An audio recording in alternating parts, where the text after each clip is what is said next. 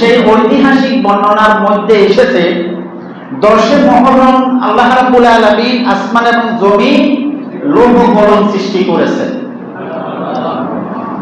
এই দিবসে আদমকে খলিফা বলে পৃথিবীতে পাঠানো হয়েছে, আদমের তওবা কবুল করা হয়েছে এবং হযরত নূহ আলাইহিস সালামের নৌকা ঝড় তুফান থেকে রক্ষা পেয়েছিল এই দিবসে। আইয়ুব আলাইহিস সালাম কঠিন রোগে আক্রান্ত হয়ে এই দিবসে মুক্তি পান। হযরত নূহ মুসা আলাইহিস সালাতু ওয়াস সালাম ফেরাউনের কবল থেকে রক্ষা পেয়েছিলেন। হযরত ইব্রাহিম আলাইহিস সালাম নমরুদের আগুন থেকে রক্ষা পেয়েছিলেন। ইউনূস আলাইহিস সালাম মাছের পেট থেকে মুক্তি পেয়েছিলেন।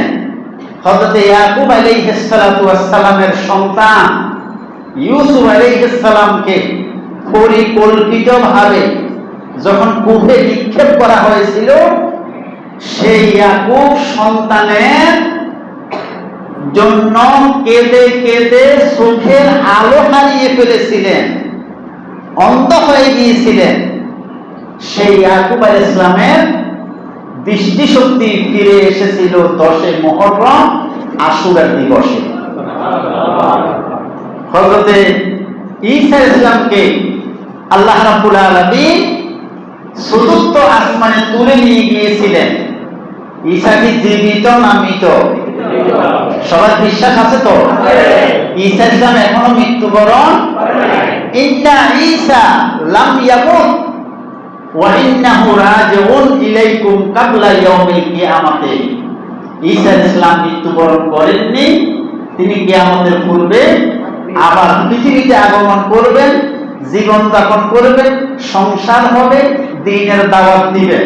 এই কথা আল্লাহ রাব্বুল আলামিন সূরা ইমরানের ভিতরে বলেছেন, ইন্নী মুতাওয়াফফিকা ওয়া রাফিউকা ইলাইয়া। ও ঈসা, তোমাকে তোমার সমসাময়িক ব্যক্তিরা, ক্ষমতার অধিকারীরা পৃথিবী থেকে নিচ্ছিন্ন করে দিতে চেয়েছিল, আমি আল্লাহ রাব্বুল আলামিন কুদরতি নিজামে তোমাকে চতুর্থ আসমানে আমার কাছে তুলে এনেছি। সুবহানাল্লাহ। সেই দিন ছিল 10 মুহররম। এইগুলি ঐতিহাসিক বর্ণনা, এগুলির ভিতরে ভুল এবং সঠিক থাকতে পারে। ঠিক অনুরূপভাবে এই দিবসে ইমাম হুসাইন রাদিয়াল্লাহু তাআলা আনহু, রাসূলের দরিদ্র 72 জন আহলে বাইত, কেউ বলেছেন 70 জন আহলে বাইতের সদস্যদেরকে নিয়ে কারবালার প্রান্তরে বুকের তাজা রক্ত ঢেলে জমিনকে উর্বর করেছেন, জমিনকে সিক্ত করেছেন, ইসলামের বীজ বপন করে গেছেন। সেই 10 মুহররমের কারবালার প্রান্তরে ইমাম হুসাইনের শাহাদাতের বিষয় আলোচনা শুনব।